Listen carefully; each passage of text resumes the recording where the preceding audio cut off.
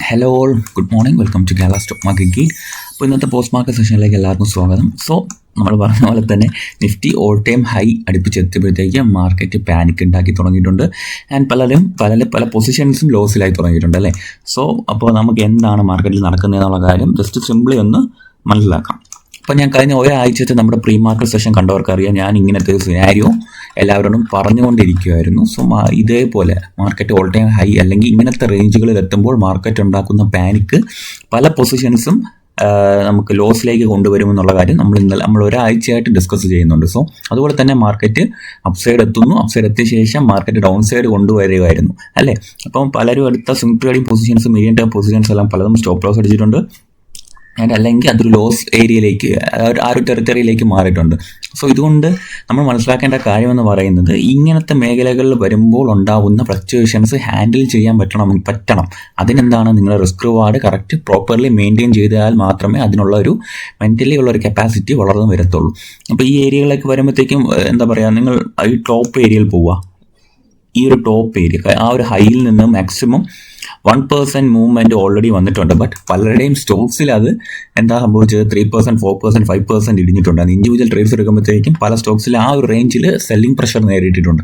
അപ്പോൾ ഇങ്ങനത്തെ ഒരു പ്രശ്നം നമുക്ക് മാർക്കറ്റിൽ ഇങ്ങനത്തെ ലോസ് ട്രേഡ്സ് ഹോൾഡ് ചെയ്ത് എന്താ പറയുക, അതൊന്ന് പ്രോഫിറ്റ് ടെറിട്ടറിയിലേക്ക് മാറ്റാനാണെങ്കിൽ ഇങ്ങനത്തെ സിറ്റുവേഷൻസിൽ വരുമ്പോൾ റിസ്ക് റിവാർഡും അങ്ങനത്തെ കുറച്ച് കാര്യങ്ങൾ കൺട്രോൾ ആണെങ്കിൽ മാത്രമേ ഇങ്ങനത്തെ പൊസിഷൻസ് ഹോൾഡ് ചെയ്ത് കണ്ടിന്യൂ ചെയ്യാനായിട്ടുള്ള ഒരു കേപ്പബിലിറ്റി നമുക്ക് ഉണ്ടാവത്തുള്ളൂ. ഓക്കെ, അപ്പോൾ ഗ്ലോബൽ മാർക്കറ്റ് നമുക്ക് ടോട്ടലി ഒന്ന് വാച്ച് ചെയ്യാം എന്താ നടക്കുന്നത്. ഗ്ലോബൽ മാർക്കറ്റ് നോക്കുകയാണെങ്കിൽ S&P 500 എന്താ പറയുക, ക്ലോസിങ് അത്യാവശ്യം വല്ലാതെ കുഴപ്പമില്ലാത്ത രീതിയിൽ ക്ലോസ് ചെയ്തിട്ടുണ്ട്. ആൻഡ് നാസ്ഡാക്കും അത്യാവശ്യം നല്ല രീതിയിൽ ക്ലോസ് ചെയ്തിട്ടുണ്ട്. ഡോ ജോൺസ് ഫ്യൂച്ചർ നോക്കുകയാണെങ്കിൽ സ്ലൈറ്റ്ലി നെഗറ്റീവാണ്. ഇപ്പോൾ US മാർക്കറ്റ്സ് കുറച്ചധികം ദിവസമായി സെല്ലിംഗ് പ്രഷർ നേരിടുന്നുണ്ട്. ഇൻഡിവിജ്വൽ സ്റ്റോക്സ് നോക്കുകയാണെങ്കിൽ സെല്ലിംഗ് പ്രഷർ അത്യാവശ്യം കൂടുതലാണെന്ന് നമുക്കൊന്ന് മനസ്സിലാക്കാൻ കഴിയും. അപ്പോൾ യൂറോപ്യൻ മാർക്കറ്റ്സ് നോക്കുകയാണെങ്കിലും അത് തന്നെയാണ് അവസ്ഥ. ഒരു സെല്ലിംഗ് പ്രഷർ കണ്ടിന്യൂ ചെയ്യുന്നതിൻ്റെ സൂചന അവിടെയും തരുന്നുണ്ട്. ആൻഡ് നമുക്ക് ഏഷ്യൻ മാർക്കറ്റ്സിലേക്ക് വരാം. ടോട്ടലി പോസിറ്റീവാണ് നിലവിലെ അവസ്ഥയിൽ. ഗിഫ്റ്റ് നിഫ്റ്റി സ്ലൈറ്റ്ലി പോസിറ്റീവായാണ്. ആൻഡ് ഇങ്ങനെ കണ്ടിന്യൂ ചെയ്യുകയാണെങ്കിൽ നമുക്ക് മേ ബി ഒരു 20 points 10 points അല്ലെങ്കിൽ മേ ബി ഒരു ഗ്യാപ്പ് അപ്പ് അല്ലെങ്കിൽ ഒരു ന്യൂട്രൽ ഓപ്പണിംഗ് നമുക്കിവിടെ പ്രതീക്ഷിക്കാം. Japanese market and Hang Seng, Taiwan weighted എല്ലാം കാണിക്കുന്നത് പോസിറ്റീവായിട്ടാണ്. അപ്പോൾ ഇത് കണ്ടിന്യൂ ചെയ്യുമോ ഇല്ല എന്ന് പറയാൻ കഴിയത്തില്ല. മേ ബി ഈ ഒരു ഏഷ്യൻ മാർക്കറ്റ്സ് ഈ ഒരു സ്റ്റെബിലിറ്റി കാണിക്കുകയാണെങ്കിൽ മേ ബി ഇന്ത്യൻ മാർക്കറ്റ്സിലുള്ള സെല്ലിങ് ഒന്ന് പോസ്റ്റ് ചെയ്യാനുള്ള പോസിബിലിറ്റി നമുക്കിവിടെ കാണാൻ കഴിയും. അപ്പം നിഫ്റ്റിയിൽ നമുക്കിപ്പോൾ ഇൻട്രാഡേ ലെവൽസ് ഒന്ന് നോക്കാം. ഇൻട്രാഡേ ലെവൽസ് ജസ്റ്റ് ഒന്ന് പരിശോധിച്ച് വയ്ക്കാം. ഓക്കെ, മാർക്കറ്റ് എത്തേണ്ട സ്ഥലത്ത് എത്തിയിട്ടുണ്ട്. ഈ ഒരു ബയേഴ്സിൻ്റെ പ്രസൻസ് ഉണ്ടാവാൻ സാധ്യതയുള്ള ഒരു സോണിൽ മാർക്കറ്റ് എത്തിയിട്ടുണ്ട് എന്നുള്ള കാര്യം നിങ്ങൾക്ക് ഇപ്പോൾ ഇവിടെ മനസ്സിലായി കാണും. ഓക്കെ, നമ്മൾ ഈ ഒരു ഏരിയയിലേക്ക് എത്തുന്ന കാര്യം മുൻപും പറഞ്ഞിട്ടുണ്ട്. സോ 15 മിനിറ്റിൽ ഇതൊരു നല്ല സോണാണ്. ഈ ഒരു സോണിൻ്റെ ഉള്ളിൽ മാർക്കറ്റ് അപ്സൈഡ് പോകാനുള്ള ഒരു ടെൻഡൻസി കാണിക്കാനുള്ള ഒരു പോസിബിലിറ്റി എന്തായാലും ഉണ്ടെന്നാണ് എനിക്ക് തോന്നുന്നത്. അപ്പോൾ ഈ ഒരു സോൺ ഹോൾഡ് ചെയ്യുവാണെങ്കിൽ വീണ്ടും ഈ ഒരു ഹൈ 26,260 എന്നുള്ള ഹൈ മാർക്കറ്റ് ടെസ്റ്റ് ചെയ്യാനുള്ള ഒരു പോസിബിലിറ്റി ഉണ്ട്. സോ ഇതൊരു നല്ലൊരു ബ്ലോക്കാണ്. ഈ ഒരു ബ്ലോക്കിൽ നിന്ന് തിരിച്ചു പോകണം എന്ന് മാർക്കറ്റ് ചിന്തിക്കുകയാണെങ്കിൽ ഓക്കെ. നിങ്ങളിവിടെ നോക്കുകയാണെങ്കിൽ തന്നെ ഈ ഒരു കണ്ടില്ലേ, ഈ ഒരു ഏരിയ എന്ന് പറയുന്നത് ഇത്രയും വലിയൊരു ഗ്രീൻ ക്യാൻഡിലിന് ശേഷം മാർക്കറ്റ് എന്താ പറയുക, ആ ഒരു ഗ്യാപ്പിലേക്കാണ് മാർക്കറ്റ് തിരിച്ചെത്തി സപ്പോർട്ട് എടുത്ത് തിരിച്ചു പോയത്. സോ ഈ ഒരു ഏരിയ ഹോൾഡ് ചെയ്യാൻ, മാർക്കറ്റിനെ ഹോൾഡ് ചെയ്യണമെന്നുണ്ടെങ്കിൽ ഇതൊരു ബെസ്റ്റ് ബയേഴ്സിനെ കൺട്രോൾ ആക്കാൻ പറ്റിയ ഒരു സോണാണ് നിഫ്റ്റിയിൽ ഈ ഒരു ഏരിയ. സോ ഈ ഒരു ഏരിയ ബ്രേക്ക് ചെയ്യുവാണെങ്കിൽ പിന്നെ നമുക്ക് 25,650 എന്നുള്ള റേഞ്ചിലേക്ക് മാർക്കറ്റ് എത്താനുള്ള പോസിബിലിറ്റി ഉണ്ട്. ഈ ഒരു ഏരിയ ഹോൾഡ് ചെയ്യണമെന്നില്ല. ഏതാ 25,770 എന്ന് പറഞ്ഞാൽ ആ ഏരിയ ഹോൾഡ് ചെയ്യണമെന്നില്ല. മറിച്ച് വേറൊരു പാറ്റേൺ, വേറൊരു പ്രൈസ് ആക്ഷൻ മേ ബി സാധ്യതയുള്ളത് ഇതാ ഇങ്ങനെ വന്ന് ഈ ഒരു ഏരിയയിൽ ഫുൾ ലിക്വിഡിറ്റി അല്ലെങ്കിൽ ഈ ഒരു സപ്പോർട്ട് ബ്രേക്ക് ചെയ്ത് ഈ ലിക്വിഡിറ്റി ഹണ്ട് നടത്തിയിട്ട് മാർക്കറ്റ് അപ്സൈഡ് പോകാനുള്ള പോസിബിലിറ്റി ഉണ്ട് ഈ ഒരു ഏരിയ ടെസ്റ്റ് ചെയ്യാനായിട്ട്. സോ ഞാൻ ഈ രണ്ട് ഡിമാൻഡ് ഏരിയാസ് ആണ് കണക്കാക്കുന്നത്. ഒന്ന് 25,640 ആൻഡ് 25,800 എന്നുള്ള ഈ ലിക്വിഡിറ്റി ഏരിയയിലേക്ക് മാർക്കറ്റ് വന്ന് ടെസ്റ്റ് ചെയ്ത് അപ്സൈഡ് പോകാനുള്ള പോസിബിലിറ്റി ഉണ്ട്. കാര്യം മാർക്കറ്റിൽ ആദ്യം സപ്പോർട്ടുകളാണല്ലോ നമ്മൾ ആദ്യം പരിശോധിക്കേണ്ടത്. സോ ആ ഒരു റേഞ്ച് ഞാൻ കണക്കാക്കുന്നുണ്ട്. മാർക്കറ്റിന് 26,260 എന്നുള്ള റേഞ്ച് ബ്രേക്ക് ചെയ്യുക എന്ന് പറയുന്നത് ഒരു ഇമ്പോർട്ടൻറ്റ് കാര്യം തന്നെയാണ്. ഈ ഒരു ഏരിയ ബ്രേക്ക് ചെയ്ത് കഴിഞ്ഞാൽ മാർക്കറ്റിൻ്റെ ഒരു അപ്സൈഡ് ടാർഗറ്റ് 26,600 റേഞ്ചിലോട്ടൊക്കെ നമുക്ക് പരിശോധിക്കാം. ഈ ഒരു ഏരിയയിലോട്ടൊക്കെ മാർക്കറ്റ് ഫസ്റ്റ് എത്തുമെന്ന് പരിശോധിക്കാം. 1% മൂവ്മെൻറ്റ് നമുക്കൊരു പ്രതീക്ഷിക്കാം. സോ ഈ ഒരു സോൺ ബ്രേക്ക് ചെയ്ത് 26,600 ബ്രേക്ക് ചെയ്യുവാണെങ്കിൽ ബാക്കി കാര്യങ്ങൾ നമുക്ക് ലൈവ് മാർക്കറ്റിൽ ഡിസ്കസ് ചെയ്യാം. അല്ലാത്ത പക്ഷം മാർക്കറ്റിൽ കൂടുതൽ ഏരിയസ് ഈ ഒരു ഏരിയയിലോട്ടാണ് താഴോട്ടാണ് വരുന്നതെങ്കിൽ കൂടുതൽ പൊസിഷൻസ് എടുത്ത് തൽക്കാലം ലോസ് വരുത്തി വെക്കേണ്ട എന്നുള്ളതാണ് എൻ്റെയും തീരുമാനം. അപ്പോൾ ഞാനും എടുക്കുന്ന പൊസിഷൻസ് എല്ലാം ഹോൾഡ് ചെയ്യുകയാണ്. അത്യാവശ്യം ലോസ് ഒക്കെ എല്ലാത്തിലും ഉണ്ട്. കാര്യം നമുക്ക് റിസ്ക് റിവാർഡ് മെയിൻറ്റെയിൻഡ് ആയതുകൊണ്ട് തന്നെ വലിയ ടെൻഷനൊന്നുമില്ല. നമുക്ക് നോക്കാമെന്നുള്ളൊരു മൈൻഡ് സെറ്റ് നിൽക്കുകയാണ് അങ്ങോട്ട് വരുമ്പോഴത്തേക്കും. ഓക്കെ, അപ്പോൾ പുതിയ പൊസിഷൻസ് എടുക്കണമെന്നുണ്ടെങ്കിൽ ഒന്നി ഓൾ ടൈം ഹൈ ബ്രേക്ക് ചെയ്ത് റേറ്റ് ടെസ്റ്റ് തരണം.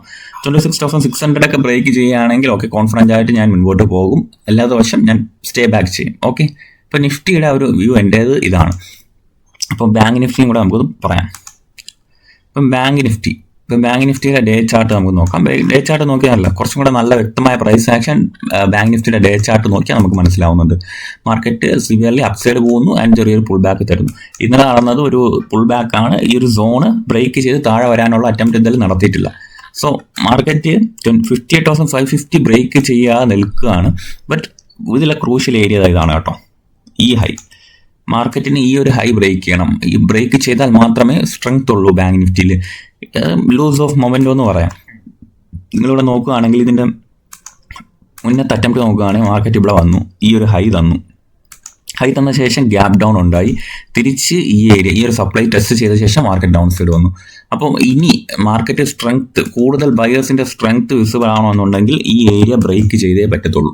അല്ലാത്ത പക്ഷേ ഈ ഭാഗത്തു നിന്ന് വരുന്ന ബയേഴ്സിൻ്റെ പ്രസൻസ് ഒക്കെ നമുക്ക് വളരെ കെയർഫുൾ ആയിട്ട് ഡീൽ ചെയ്യാൻ പറ്റുള്ളൂ. ഇവിടെ ബൈങ് കണ്ടെന്ന് പറഞ്ഞ് ചാടിക്കയറി എടുക്കേണ്ട ആവശ്യമില്ല കൂടുതൽ സ്റ്റോക്സ് ഒന്നും.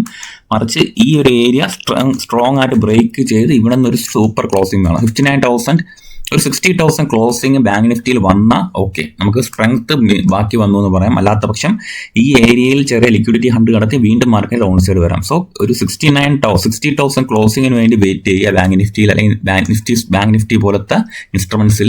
എന്നാലേ ബൈയിങ് ഓപ്പർച്യൂണിറ്റിയിൽ ഞാൻ കുറച്ച് കെയർഫുൾ ആയിട്ടിരിക്കത്തുള്ളൂ. ഓക്കെ, സോ ബാങ്ക് നിഫ്റ്റിയിലെ വ്യൂ ഇതാണ്. അത് എല്ലാവരും മനസ്സിലാക്കി വെച്ചേക്കാം. അപ്പോൾ ഇന്ന് നമുക്ക് പരിചയപ്പെടേണ്ട സ്റ്റോക്സ് അല്ലെങ്കിൽ വലിയ ന്യൂസ് ഉണ്ടോ എന്ന് ചോദിച്ചാൽ, ഡയമണ്ട് പവർ ഇൻഫ്രാസ്ട്രക്ചർ എന്ന് പറഞ്ഞ കമ്പനിയുടെ ഒരു ന്യൂസ് ഉണ്ട്. ആ കമ്പനിക്ക് letter of intent Adani energy സൊല്യൂഷനിൽ നിന്നും ഒരു 7,668 km ഓഫ് ഒരു AL59 സീബ്ര കണ്ടക്ടർ സപ്ലൈ ചെയ്യാനായിട്ടുള്ള ഒരു പ്രൊജക്ടിന്റെ ഇന്ത്യൻ ലെറ്റർ കിട്ടിയിട്ടുണ്ട്. അദാനി എനർജി സൊല്യൂഷനിൽ നിന്നാണ് ഡയമണ്ട് പവർ ഇൻഫ്രാസ്ട്രക്ചറിന് കിട്ടിയിട്ടുള്ളത്. ഓക്കെ, പിന്നെ എറിസ് ലൈഫ് സയൻസിന് ഒരു സ്റ്റേക്ക് വാങ്ങുന്നതിൻ്റെ ബാക്കി കാര്യങ്ങൾ നടക്കുന്ന കാര്യങ്ങൾ എറിസ് ലൈഫ് സയൻസിനുണ്ട്. അപ്പോൾ അത് ഫോളോ ചെയ്യുന്നില്ല ഞാൻ ഇത് നിലവിൽ. മറിച്ച് ഞാൻ ഇതിൻ്റെ കമ്പനിയെക്കുറിച്ച് പഠിച്ച ശേഷം ഇതിൻ്റെ ഒരു സെപ്പറേറ്റ് വീഡിയോ ഞാൻ ഇടാൻ ഉദ്ദേശിക്കുന്നുണ്ട്. ഓക്കെ, പിന്നെ പ്രധാനപ്പെട്ട ന്യൂസ് എന്ന് പറയുന്നത്, ഓക്കെ, ഡോക്ടർ റെഡ്ഡിക്ക് ഒരു പ്രധാനപ്പെട്ട ന്യൂസ് ഉണ്ട്. കമ്പനിക്ക് അപ്രൂവൽ ഇട്ടുണ്ട് യൂറോപ്യൻ കമ്മീഷനിൽ നിന്ന്.